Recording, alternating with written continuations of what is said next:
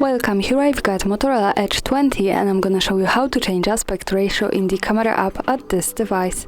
So let's start by tapping on the camera button to open it, and for now we are on standard photo mode. Let's stay here and tap to this small button above the shutter to get access to more options about the camera we can manage. Here at the last position we can find the aspect ratio option.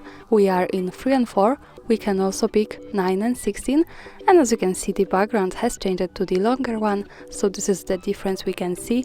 Another tap here above the shutter, and let's move to the next one option, the full aspect ratio, full camera frame. And of course, when we pick this button once again, you can go to whatever you need. Now let me move back to 3 and 4, the original one. That's all, thanks for watching, subscribe our channel and leave the thumbs up.